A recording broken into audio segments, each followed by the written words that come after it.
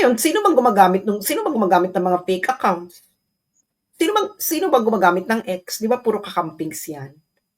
True. Ang bobo, no?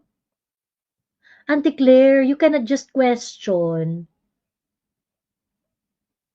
that a survey is conducted on 2,000 respondents. That per se doesn't hold any water.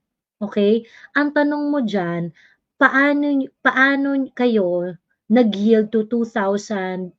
Ano yung methodology ninyo? Ano yung ginamit nyong methodology to select the 2,000 participants that will assure randomness of the respondent, which increases the chances of the survey being a representative sentiment of the population. Meron pong ano yan, merong mga research methodology yan. Ikaw, Auntie Claire, pagko-questionin mo yung survey, ang iko-question mo dapat yung methodology. Ganun yun. Sino bang gumagawa niyan? Sino ba ang na-expose ng Reuters noon na gumagamit ng mga fake X accounts para mag-spread ng disinformation sa mga Pilipino noon? Sino? Naalala niyo ba yung news na yon? Yung Wala general, kalimutan. general, Mahina may amnesia dynamic. talaga mga Pilipino. Kailan lang to Mm. nangyari. This is just Mm. na-expose lang to 2 years ago, mga bakla kayo. Mm. A year ago lang pala. A year ago. The Pentagon, do you remember that? Anong ginagawa ng picture ko dyan, putang ina mo ka, Philane Mike Cervantes? Ang ginagawa ng picture ko dyan!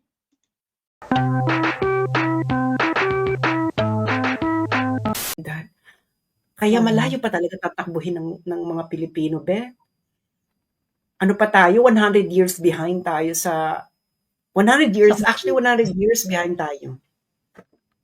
Sa utak. Sa utak. Ay, totoo naman. Kasi kung talagang 100 years behind talaga.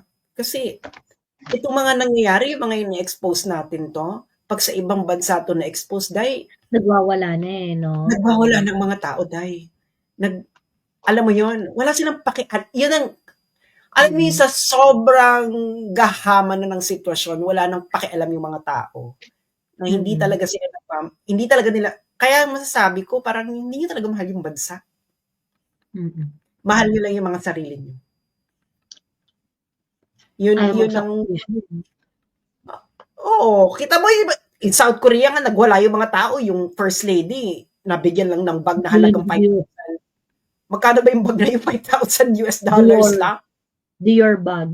Dior bag, nagwala na yung mga tao. Eh dito, we're talking about billions and nobody cares.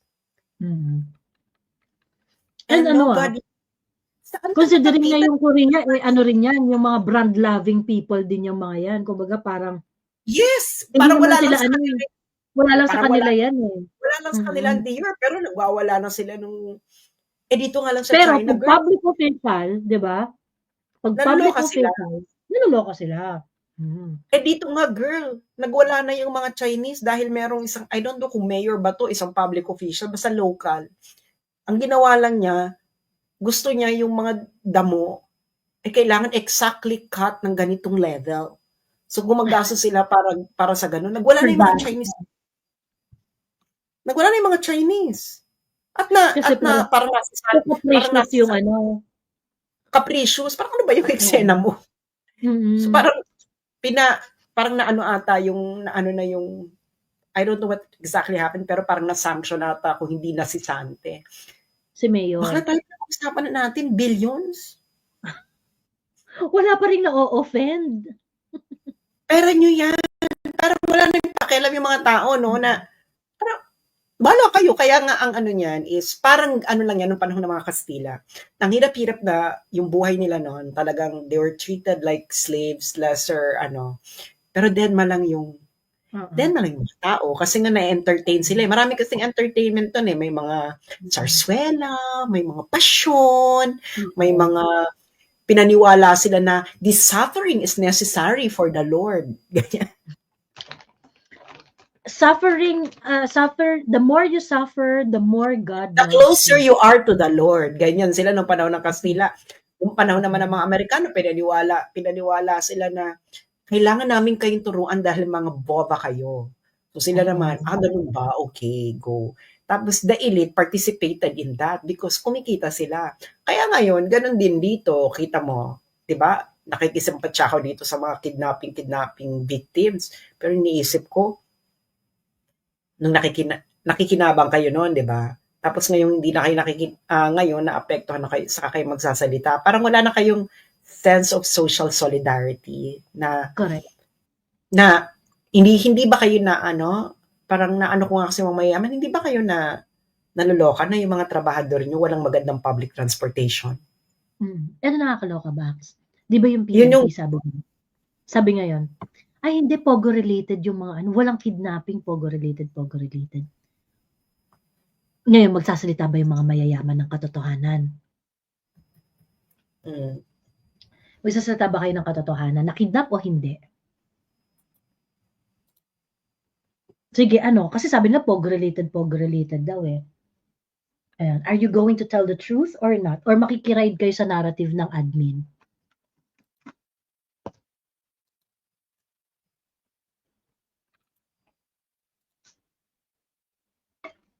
Diba? Sabi nila ngayon sinasabi nila ngayon, hindi totoo na may kidnapping.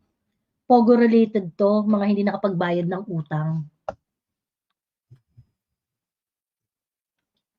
May lumalabas na naman sa BBM project daw, pang kalahatan sa Davao nakatayo tapos solar.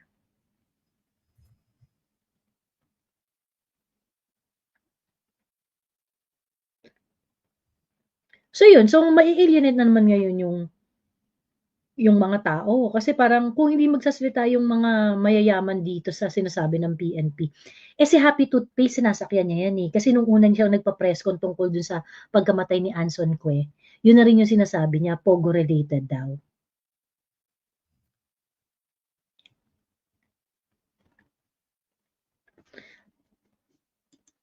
Ayun. Nung sinabi ko na wala akong simpatya sa mga mamamayan, ako pa nabash ng mga alipin nila, ay wow, nahiya ako. May ibang Pinoy kasi bibigyan lang ng ayuda, hindi naiimik sa korupsyon ng Pilipinas. Taro. Walang willing mag-sacrifice eh.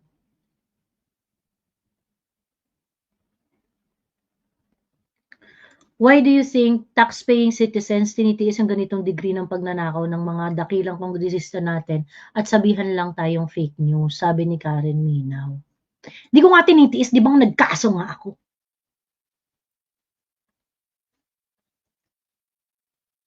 Ayun. Kasi, talaga eh, grabe talaga yung, hindi natin alam, baka mamaya, eventually, madismiss lang din yung kaso ko. Eventually, baka madismiss lang din yung kaso ko. Hindi na natin alam. Ganon. Pero sobrang blatant talaga. Tsaka dapat, collective tayong gagawa nun ng pushback. Collective tayo dapat dun sa pushback. Sobrang asshole nung yung balita na yung lumabas sa PNA. Nakita nyo ba yon? Nakita mo ba yun, Sas? Yung self-proclaimed influencers. How exactly are you going to self-proclaim yourself as an influencer and as a vlogger? Parang sinabi mo na rin, self-proclaimed Facebook user.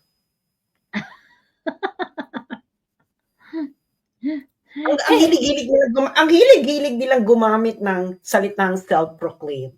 Na iniisip ko, what happened? I think the Filipino people is suffering from a lack of vocabulary. You know? Self-proclaimed? What does that mean? You proclaim yourself as a... So, ano yun? Parang influencer and vloggers.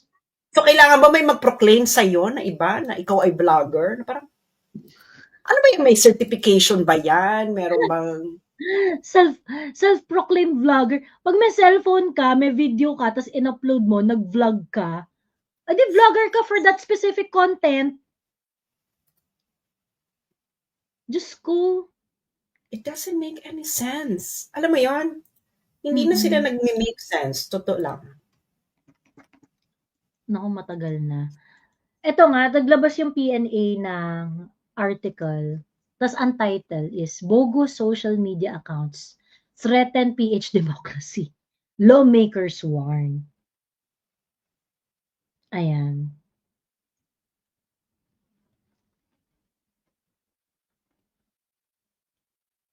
Hindi ko alam kung paano nasa-threaten ng PH Democracy because of social, let's say totoo to ha, sabihin natin totoo to na merong bogus social media account.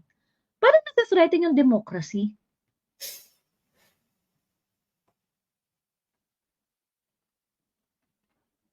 Paano hindi ko talaga ma-reconcile to.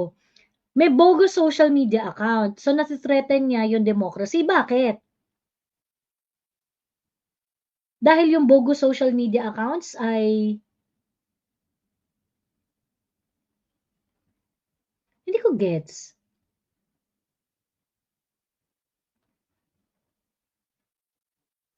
Rappler yung self-proclaimed truth tellers. True. True.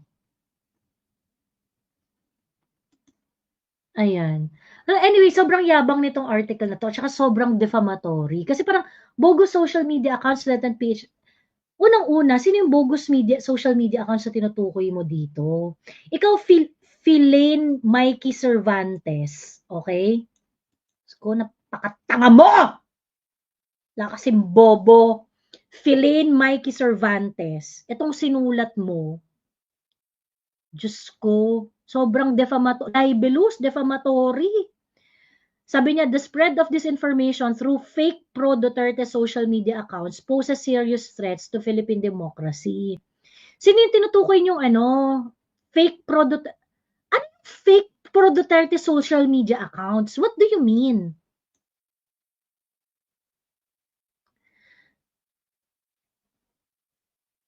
Deputies of Pampanga sounded the alarm following Reuters report revealing that nearly one-third of X accounts discussing the former Rodrigo Duterte's potential arrest by the International Criminal Court were fake.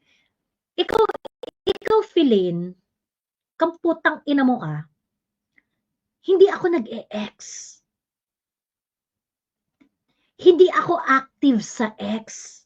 I do not discuss the arrest of PRRD in X. Anong ginagawa ng picture ko dyan, putang ina mo ka, Philaine Mike Cervantes?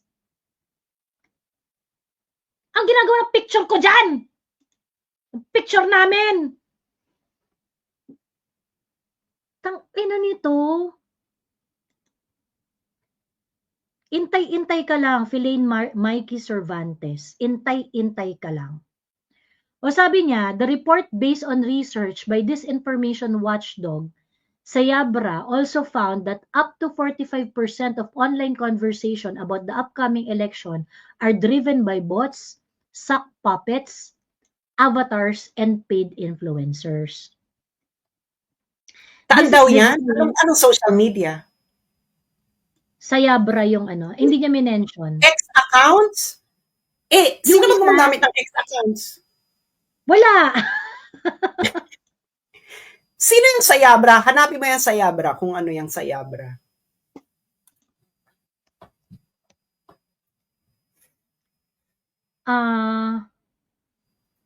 Detect misinformation. Ano ba tong Sayabra na to? Wait. Eto, Sayabra.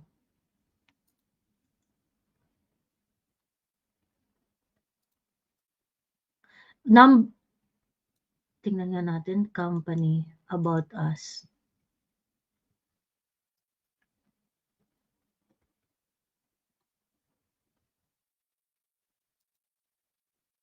Mike Pompeo. Okay, meron lang founders. Dan Brami, Joseph Dar, Aido Shagra.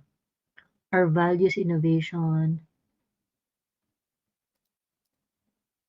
Citrine Alabaster.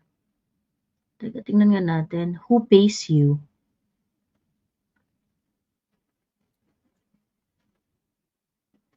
investor.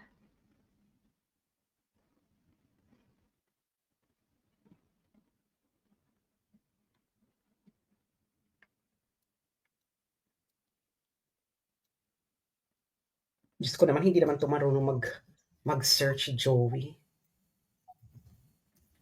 Ano bang papa-search mo?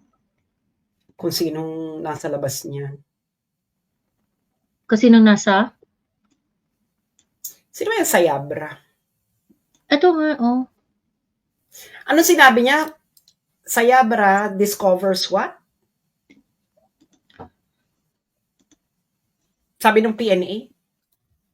Teka, asan na nga yung article ng PNA? Ito. Sabi niya, based on a research by Disinformation Watchdog, Sayabra, also Bakla wala kang found, iba na yung ito, hindi naka-print. ayan, ayan. The report based on research by Disinformation Watchdog, Sayabra, also found that up to 45% of online conversation about the upcoming elections are driven by bots, sock puppets, avatars, and paid influencers. Si Sayabra, it looks like Sayabra Sa is... X,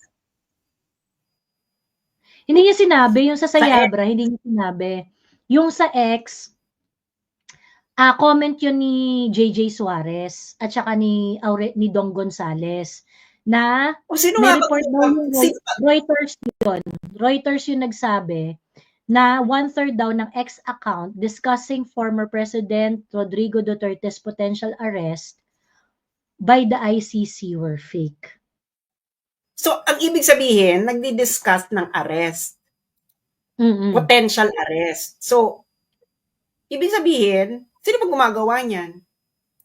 Sino ba ang na-expose ng Reuters noon na gumagamit ng mga fake X accounts para mag-spread ng disinformation sa mga Pilipino noon? Sino? Naalala niyo ba yung news na yon? Yung general, Mahina may amnesia talaga mga Pilipino, kailan lang to nangyari. This is just na-expose lang to 2 years ago, mga bakla kayo. A year ago lang pala. A year ago. The Pentagon, do you remember that? Nagta-target sila ng disinformation. At ang target nun, yung mga policies ni PRRD, especially related to sa China. O ano ba yung mga kumakalat ngayon? Puro China, China, China. Di ba sinabi pa nga ng Reuters, yung nag-handle noon, nung ganong operations, ay hinar uli for another lucrative deal. Huwag kayo maniniwala sa mga may tinatawag na false flag operations. At kasama yan sa false flag operation, may mga cyber false flag operations. Kaya huwag kayong aanga-anga. Ayun. Ngayon, sino bang gumagamit ng mga fake accounts? Sino bang gumagamit ng X? Di ba puro kakampings yan? True. Pagkatapos yung alarm nila, yung the alarm that they were talking about is something that is happening in X. Mama kami paki sa X Alam namin panay-pink kayo dyan Di namin kayo kilala. Meron akong X account but I don't post there.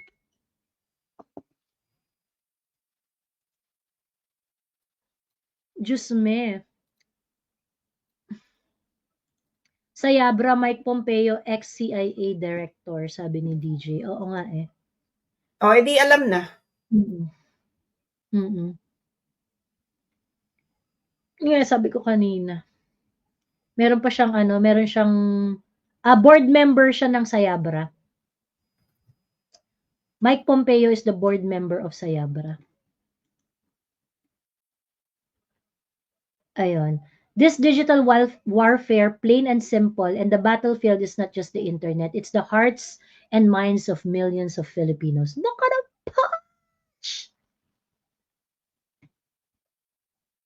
Ayun. He warned that the use of disinformation to mislead voters is one of the most dangerous threats to the country's democratic system.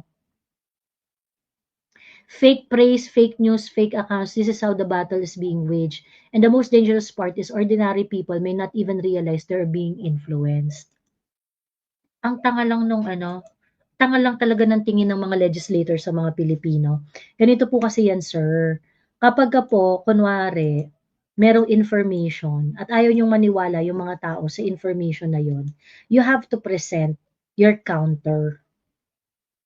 You have to present if it's a fake praise, you have to tell us why it is fake. The problem is you do not want to do your job. You are all lazy. Kung meron kayong naririnig na mga information na hindi karapat-dapat, na hindi tama, ang prudent na tao, ang gagawin niya is magre-reply siya doon at itatama yung information na yun. 'Di ba? Reaction mo, si Maris ang bagong Marites. Ayan. So anyway, ayan. Tapusin natin to kasi napuputang inahan talaga ako dito sa article na to eh. Ayan. He urged platforms like Meta, X, and YouTube to swiftly detect and remove coordinated fake accounts, saying they have both the tools and responsibility to do so. O ba't hindi nyo, anyway, hindi nyo i-penalize yung nagbabayad ng troll accounts?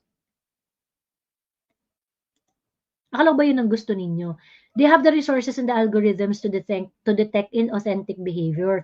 They can just turn blind eye while democracy is under attack.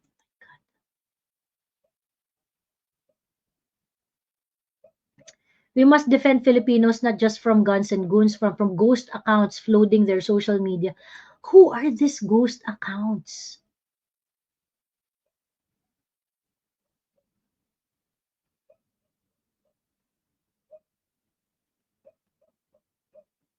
Disinformation is not campaign strategy. It is a threat to, oh my God.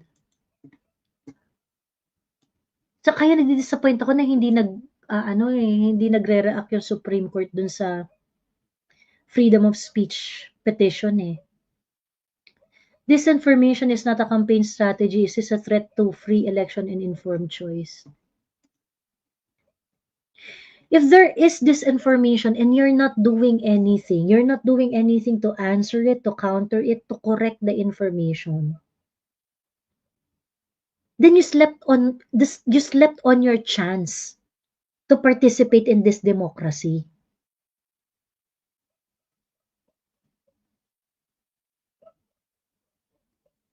Diyos me. Alam mo, Sas, grabe yung disappointment ko.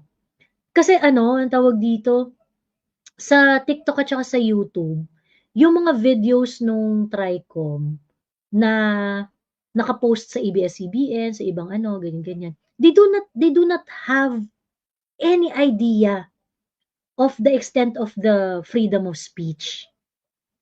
Nakakaloka. Kaya hindi tayo tumatalino sa conversation. Ito na nga lang yung silbi ng demokrasya sa buhay nating lahat. Hindi pa naiintindihan ng mga tao. Paano tayo makakapag-usap-usap ng matatalino dyan? If you are going to do prior restraint, this information is not a campaign strategy, ineme. Usus, tangina nyo. Sa mga jingle ninyo, ang huhusay nyong lahat dun eh.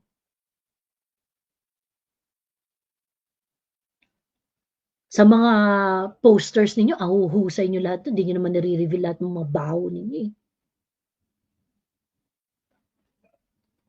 Diba? Nakakabwisit. So anyway, sana lang itong nagsulat dito na si Philaine Mikey Cervantes, sana mapanindigan mo tong article na to. At talaga, with your topic na merong mga paid influencers, bots, sock puppets, avatars, fake social media accounts, ay naisip mo talaga na kailangan yung picture namin ang kaalinsabay nitong putang inang article mo.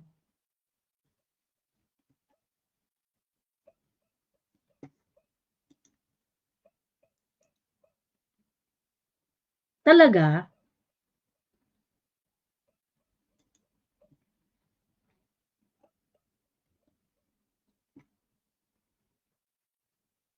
Eto talaga?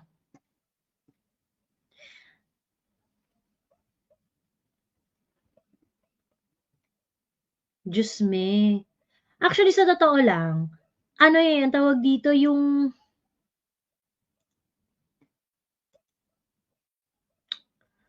ay, nakakabwisit. Pero nakikita nyo guys yung ano, nakikita nyo guys yung talagang, ah, yung effort to make it appear na yung effort ng government na i-operate ang mga Duterte-aligned vloggers, that if you're going to say Duterte vloggers, automatic fake news peddler, automatic ano, misinformation. Sobrang syndicated ng effort eh. Sobrang syndicated ng effort na pag sinabi mong DDS vlogger, Duterte vlogger, they wanted to attach with it fake information, ganyan-ganyan, yung mga ganon. Pagkatapos, yung mga likes of Karen Davila at saka yung ibang mga nasa mainstream who are very, very irresponsible would just say na, yung would just make the inference recklessly.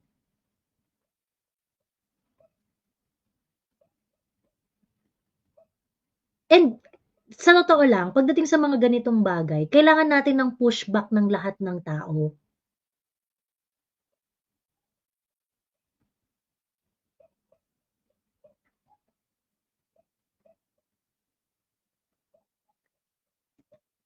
Mindset ng Pinks, if the information does not favor to them, they will call it fake news. Sabi ni Xiao Art, in France medieval time, Joan of Arc was a defender of France. She was insistent in her role to crown a French king instead of English appointed king. She had accusations of heresy, which is modern day of HOR banner as fake news. About 500 years later, she was venerated, was beatified, was canonated by the same church that burned her. 3 elements. Joan of Arc was declared guilty and burned at the stake on 30. Ayan, meron pa kasunod yung comment niya. Tapos pag kinasuhan mo sila because of their libelous article, sasabihin press freedom, Maria Ressa tactic ang puta. The sad part is most loyalistas and pinks automatically believe that. Di ba kayo lang mga Duterte-aligned vloggers ang pinatawag sa hearing, di bias na. Yeah.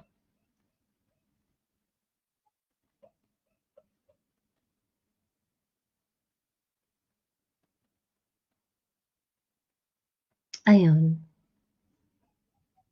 Na nakaka-frustrate lang, no? Kasi ano eh, ang tawag dito, sa totoo lang, syempre private individuals kami, wala naman kaming resources to push back sa mga ganitong katarantaduhan eh.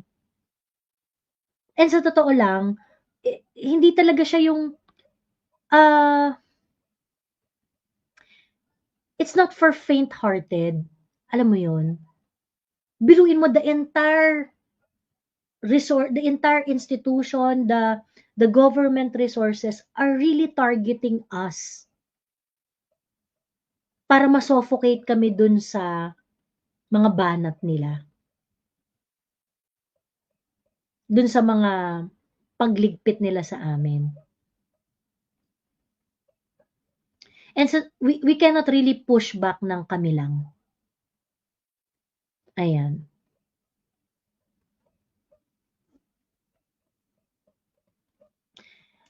And when they believe it right away, then the critical thinking also stop. Di ata sinasagot yung pinapasagot ni Ma'am kay Z. Medyo mahina kasi ako sa...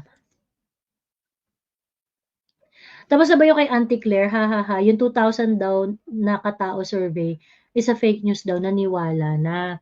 Ayun, may joint task force pa against fake news. Totoo, Diyos ko, grabe. Grabe. Nakakapagod, tangina. Sobrang nakakapagod. Yung kay Auntie Claire naman, Diyos ko.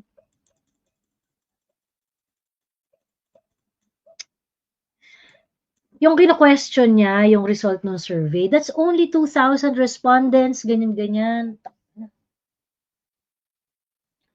Ang bobo, no? Auntie Claire, you cannot just question that a survey is conducted on 2,000 respondents. That per se doesn't hold any water. Okay? Ang tanong mo dyan, paano kayo nag-yield to 2,000? Ano yung methodology ninyo? Ano yung ginamit nyong methodology to select the 2,000 participants that will assure randomness of the respondent, which increases the chances of the survey being a representative sentiment of the population. Meron pong ano yan, merong mga research methodology yan. Ikaw, Auntie Claire, pagko-questionin mo yung survey, ang iko-question mo dapat yung methodology. Ganun yun. Ano bang ginamit nyo dito? Snowball? What are the random sampling that they employed para makakuha ng 2,000 respondents? Ganun yun, ante. Ngayon, ito yung sinasabi ko sa inyo, no? Pagdating kasi ng election, marami na nagsusurvey dyan. Marami na nagsusurvey. So, sa totoo lang, pagka ganitong mga election season, marami nagsusurvey, makikita mo talaga dyan, sino yung off-tangent yung result. May ano yan eh, yun yung mechanism ng mga survey to really correct themselves.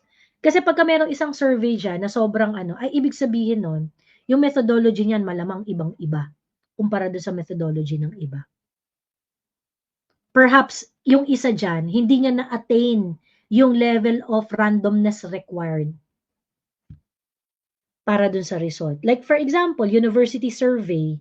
University survey, ibang-iba yung magiging result niyan kumpara dun sa survey ng SWS, ng Pulse Asia, or ng Publicus. Why? University survey will only survey the students. 'Di ba? So, hindi na yun random kasi yung pool mo ng source is limited to university students. So, ang makukuha mo lang na pulso nun, pulso lang ng mga estudyante.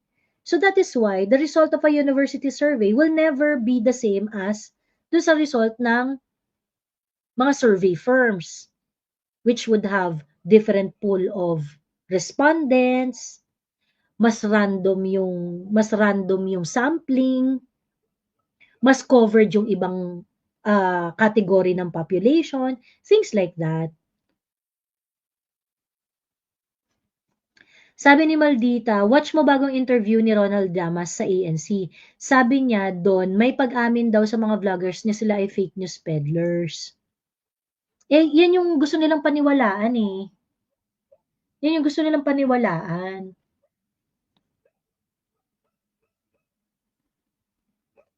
By the way, unclear. Statistics is science, proven and tested. Unclear lang ang nilalabanan ang science. Nag-aral ba talaga yung unclear na yan?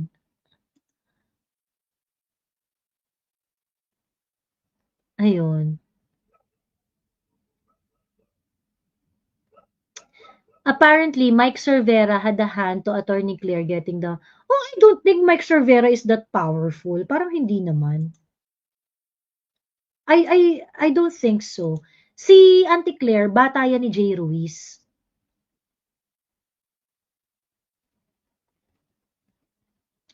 Two days lang ba ma-detain sila Kanilaw? Eh, kung yun yung sinabi ni Cheese eh. Feeling ko, sa totoo lang, hindi rin yan masyadong importante eh. Kung 2 days, 3 days, 10 days na ikukulong sila Kanilaw. I'm pretty sure minimum lang yan. Ano lang yan, nagma-manage lang talaga si Chis Escudero ng damage. Di ba meron ba siyang parang pinaglaban niya ng bonggang-bongga? Issue na finalo through niya ng bonggang-bongga?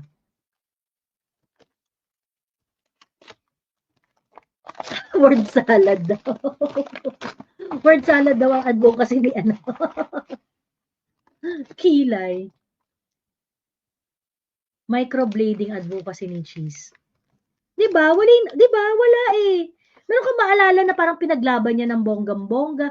At least si Pia Cayetano, nung SEA Games, maalala mo siya na di ba? Parang nakipagsupalpalan siya kay Risa Ontiveros. Galit na galit siya dahil dun sa kung paano dahil sa gusto niya pa-imbestigahan yung nangyari sa SEA Games. Tapos nagtatatalak si Pia Cayetano. Doon ko lang siya nakita nagsisisigaw eh. Kasi to be fair kay Pia Cayetano, kahit po sabihin mo na rin yan, political butterfly din yan. Grabe talaga yung advocacy niyan sa sports. Diba? So at least kahit pa paano, meron siyang pinanindigang isa sa buong buhay niya. Ganon. Diba? Guwasya mo rin katawan mo. Oo nga, kailangan ko na mag-exercise.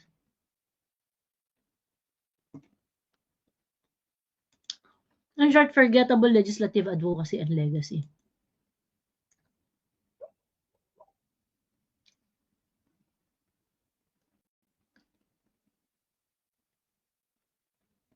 Di ba wala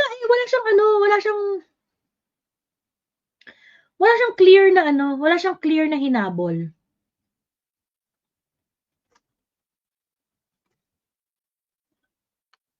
Pia is part of the Philippine volleyball team dati, kaya close siya sa sport, sabi ni Dexter Relevo.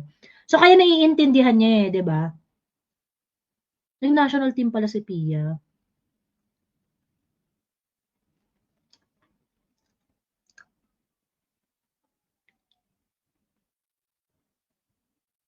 Ayun. Iniahon niya sa hirap si Hart. Anyway, ayun na. Bax, anong tawag dito? Meron ka bang gusto sabihin para matulog na tayo? Late ka naman na kasi umakyat. Wala na masyado. Ano pa bang sasabihin natin? Parang, eto, di ba, tinatarget ako multiple times ng intellectual property report. Copyright. Facebook? Photo. Sa Facebook. Sabi ko naman itong pinagagawa ng Facebook. Tapos di ba sila sabi ng, ayan ang isa nilang So nahuli ko yung isa. Paulit-ulit siya. Mm-hmm. Tapos yung iba na-reject ng Facebook. Ngayon may pumasok. Mm-hmm. So, sabi ko sa Facebook, yung kiniklaim nung operations na to, Black Ops to eh. Again, ito, Bangladeshi Black Ops. Paulit-ulit ka na lang i-report ang intellectual property. Dahil nakailan na ako since March. Kung ano-ano, merong fake na Chinese company, may fake na hindi naglulusot. So, pag multiple violations, matitake down yung Facebook mo. Eh, di ba hindi nila ako ma-report na impersonation? Oo. So, ngayon, yung intellectual emerit yung ginagawa nila. So, sinabi ko sa Facebook, sabi nyo, kontakin ko hindi naman ito nag-exist. May tawag sa akin, mga Bangladeshi account, tawag sa akin. Please reply, ganyan. Your account, Sas Rogando Sasot and Boljakan are being targeted, ganyan. Eme Canambular, you have to talk to me, ganyan. Yung ko sinasagot, may naisip ko, i-take down ninyo. Tapos, ang ano pa niyan, yung eksena pa nila na paulit-ulit. Tapos, kung ano-anong claim. Pati ba naman yung may kiniklaim sa live stream ko na copyright emerald. Paano ko magkaka-copyright dyan? Wala ka namang Filipino content? Copyright ka? Mga Mm. Bangladeshi, ganyan, mga kung anik-anik. Tapos yun, yung isa naman, gumawa pa sila ng fake niya, news site, Ecuadorian. Pero gago sila, kakagawa lang yung website bakla. Oo. Tas para magmukhang Oo, legit. ano 'no, yung they are setting up Bex talagang ibig sabihin gano'n ko sila ka-dedicated na itumba yung Facebook account mo? Oo, gusto talaga nila akong itumba dahil masyado na raw akong Mm. maraming nalalaman. So, Oo. so ngayon, ito naman, gumawa talaga sila ng fake na news site, Ecuador Mm. Predstar. Tapos, chinek ko yung whois, yung ano nung website. Bakla Mm. kakagawa lang ng March 2025. Oo. So, gano'n din yung length na nagre-report sa'kin na gano'n na sila ka-desperate. And malaki Mm. 'to, malaking funding ito kasi can you imagine may impersonation ka, 'di ba nag-ano ko, rest back. Mm. Mm. Ganyan ka, ire-report din kita, impersonation. Mm. So, tapos gano'n, kaya 'pag may nakita kayo na fake na account ko, sabihin Report niyo sa agad. para Mm. ma-report. Sabihin niyo sa'kin para ma-report ko din, ha? Mm. Magtulong-tulungan tayo kasi diyan tayo dadalhin ng mga 'yan. Mm. Kasi hindi na nila ako pa-take down sa Facebook. So ngayon Oo. gagawin nila, magkakaroon ng mga multiple reporting 'yan na intellectual property, issue na 'yan ng Facebook. Alam nilang issue 'yan, hanggang ngayon hindi pa rin nila nire-resolve ito. So parang lip service lang. So ngayon, Mm. may mga dun ka ta-targetin ng mga kung anik-anik. So ngayon, ewan ko, baka magtagumpay sila, ay bahala kayo, sinasabihan ko na kayo mag-subscribe sa Substack ko ha, kung ayaw nyo, bahala kayo. Dahil pag tinake down nila yung Facebook, hindi na ako gagawa uli ko. Ba't ako gagawa uli? Oo, talaga tamad ka na? I don't want that cycle again. Alam mo yon, I don't want that cycle again. So kayo, mag-subscribe na kayo ng Substack ko. Kung ayaw nyo, bahala kayo. Mm. Sabi ko sa kanya, this is not my livelihood. So I don't care if Mm. my Facebook gets taken down. Sinabi ko Mm. na kayo, if you want to follow my thoughts, go to Substack. Mm. That is Mm. really my plan because I'm really more of a writer than a chikadora on live stream. Ayun. Um, yun lang. Kaya sabi ko, grabe naman tong mga Mm. ganyan sila ka-desperate. Super desperate na talaga silang mag ano, they're really preparing for the impeachment of Sara Duterte. Really Mm. preparing. Puwede daw bang i-repost yung Substack mo? O di i-repost nyo. Malamang pwede i-repost, ba't naman hindi po pwede? Mm. Mm. Di ba? Pero mas maganda yan, i-share ninyo sa mga email ng mga kakilala ninyo. Kaya yun yung point ng Substack. Mm. Kasi people read more the emails and then they have nandun sa email nila. Oo. And then Ano daw sinasabi mo, fake accounts, let's report. fake account nino. Fake account nino yan? Sabihin nyo muna kung sino. Kung kanino.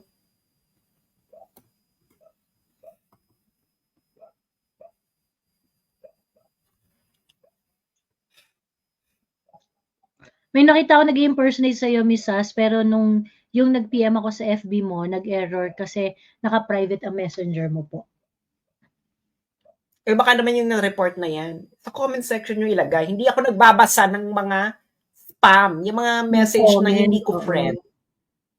Yung mga messages na hindi ko galing sa friend. Hindi galing sa friend ko, hindi ko binabasa. I'm so sorry, I don't do that. I don't read my archives, I don't read my spam, I don't open those things. Kung hindi ko kayo friend, hindi ko kami message, that's just me.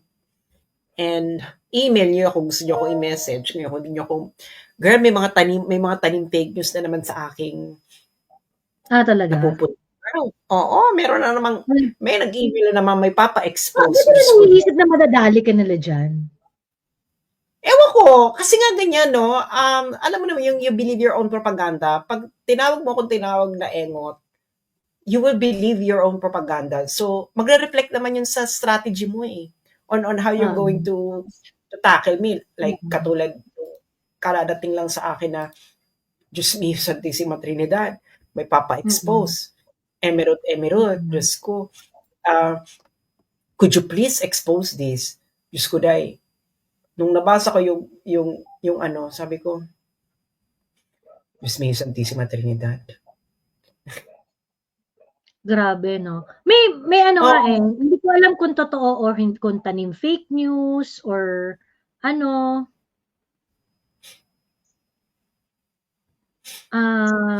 Asan na ba 'yun?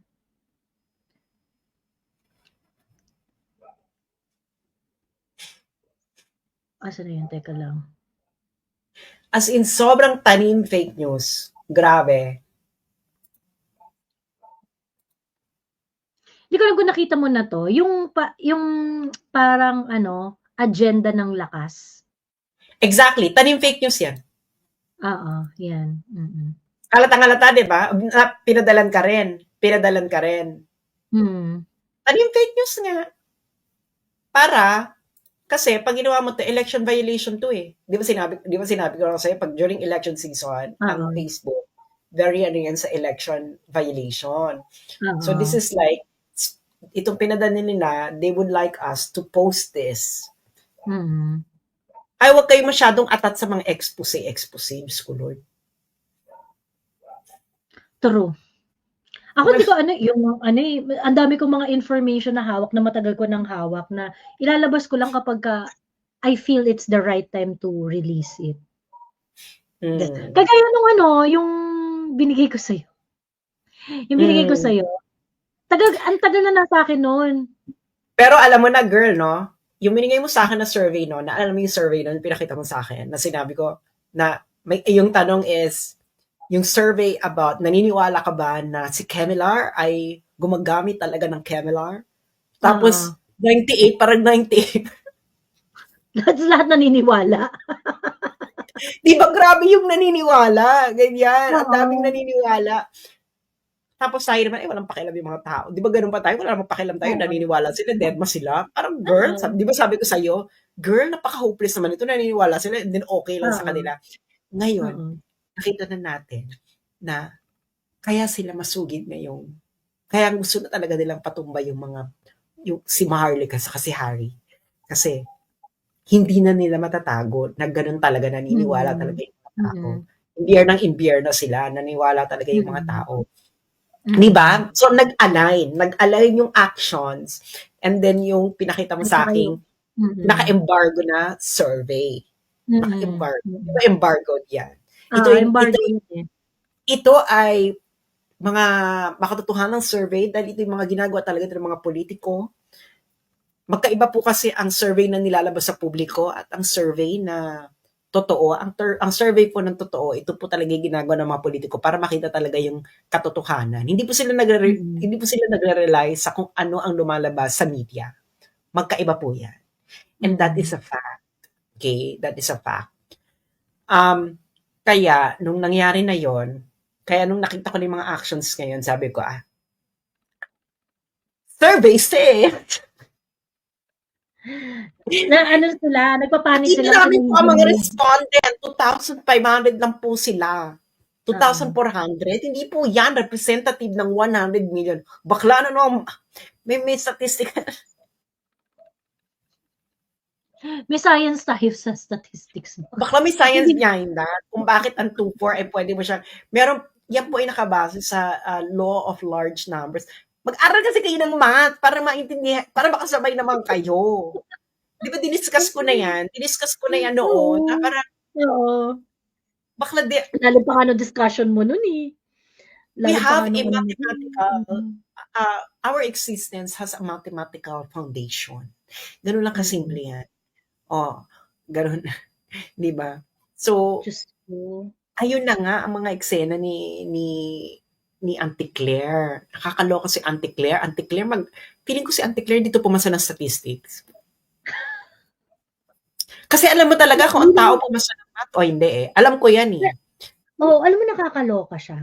Nakakaloka siya, yung Kumusta ka ba tipong ng math? parang pagka tinatanong Pumasa ka siya, ba ng alam math? mo ha? Pumasa ka ba ng math? Or Oo naman, sapat ka lang oo sa math? naman. Or Ha? above average? Ganyan. Sakto lang. Sakto lang. So, slightly above average. Ganyan. Slightly above I think average. so, oo. Hanggang umabot naman ako ng hanggang Math 14 sa UP. So, naiintindihan mo ang mga foundational mathematical principles, Oo, oo. concepts. So, Kasi kailangan rin halimbawa, yun actually sa philo, kailangan rin yun eh, kasi sa logic, logic nga. Oo. logic. Math is Oo. necessary for logic. Okay? Mm. Because logic is algebra. Mm. You Mm. need a foundational concept on algebra Mm. in order to actually understand logical principles. Mm. Pero yun na nga bakla. So, kaya feeling ko talaga si Auntie Claire is hindi ito Hindi. pumasa ng statistics o hindi niya sineryoso. Kasi ako sineryoso ko yan. Oo. Saka, nung high school ako talagang isa yan sa mga top subjects ko. Later on na lang naman ako naging nagbongga sa history, etc. Pero talaga Oo. noon, Ayun talaga ang yung foundation mo. foundation ko talaga nung lumalaki ako, Science, technology, math and and math. science. Math, science, Oo, and math and logic. science. Yung mga English, yung mga history, ano lang ako niya, mga above average. Ay, above Oo. average. Slightly above average. Oo. More than adequate. Kasi hindi ko talaga siya sineseryoso nun. Kasi sabi ko, mababasa ko lang naman lang din yan ulit. Yung parang hindi naman Pwedeng siya, balikan. Pwedeng balikan. pwede siyang balikan. Hmm. Yung math, kailangan strong yung foundation mo niyan. Otherwise, pag binalikan mo yan, parang alam mo yan, ang hirap, it's like dancing. Alam mo yun, kailangan alam mo yung fundamentals of dancing in order for you to para makapag-build ka ng muscle memory. So, ayun, ganun ang eksena ko. Kaya, nung may ganda na akong foundation, kaya talaga yung iba talaga, dead ma lang talaga ako. Alam mo yung hindi, yun yung sinasabi ng mga klase ko na ito mukhang dito nag-aaral lang. Kasi hindi na ako nakita ng babasa ng mga ganyan. Sabi ko, okay na yan, kung anong diniscuss sa klase, yun na yan. Hindi ko na kailangan ano yan. Pero nakakonsentrate talaga ako doon sa math and science. Kaya yung mga Actually, klase ko, ini-advise ko sa mga pamangkin ko eh. Sinasabi ko rin na, alam nyo, yung mga art na yan, yung mga art na yan, mga sing, dancing, kineme, ganyan. Ano, tawag dito, okay lang din yan, you do it, pero wag yan yung ipa-prioritize nyo. Lalo na pagka no, yung mga nasa ano na sila, nasa, tawag dito, grade 7, 8, 9, 10, tapos junior high school, senior high school, ganyan. Ano talaga sabi ko, mag-focus talaga kayo math and science kasi eto lang yung time that you can really focus on it.